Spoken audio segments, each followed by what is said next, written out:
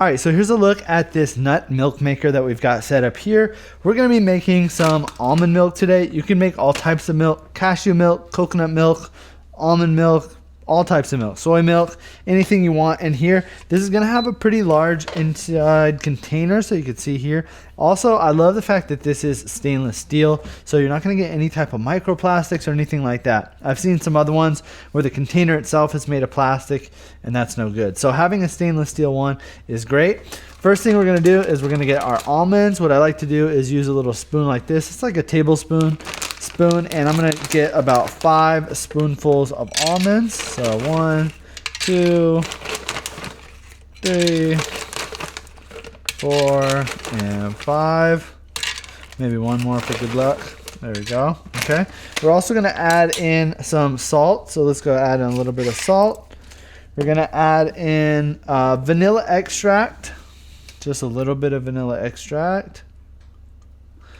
And then we're also going to add in sugar, but we're going to wait to do the sugar in the end, and I'll show you why in the end. So let me go ahead and I'm going to add a little bit. Let's go ahead and use this. I'll add some water in there, and I'm going to add about a cup of water. So it kind of just depends on how flavorful you want it to be. So if you take a look inside of here, you can kind of see what the ratio is. You've got your water almost to the minimum line, and then you've got, like I said, about 5 scoops of the almonds. You're gonna have to play around with the recipe and kind of figure out what works best for you. You could also look up some recipes online for specific information, but I kind of just eyeball it. So we'll go ahead and put this lid oven on the top. Keep vented lid in place. Oh, also make sure that you keep this on here. You don't want this to pop off when it's actually blending. So we're gonna push this into place. Now take a look down here at this menu. You've got a couple of different options. You've got juice, you got soy milk, nut milk, and then so on, right? We're gonna go ahead and use the nut milk option. So we're gonna click the menu button, and we're gonna go up to nut milk, and we're gonna press start. Now you can see it's gonna take about 8 minutes for it to actually blend this down into an actual almond milk. So I'll go ahead and click start. I'm gonna give it 8 minutes, and then we'll come back and see how it does.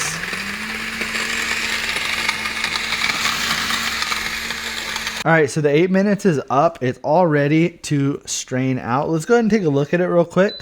So you can see it's a bit frothy, just got done blending, but it does take a little while to make. Now let's go ahead and drain it out. It's gonna come with these bags. So you can see here, this will be a straining bag. We could actually just put that in there, pour it in, but I'm gonna use my strainer that I got, and I'm gonna pour it into this measuring cup. So make sure that you unplug it first, just in case if it kind of drips, but we'll go ahead and we'll start pouring this in here, and you can kind of see the almond bits up here at top. So we'll just go ahead and let that keep filtering until we got this kind of filled up.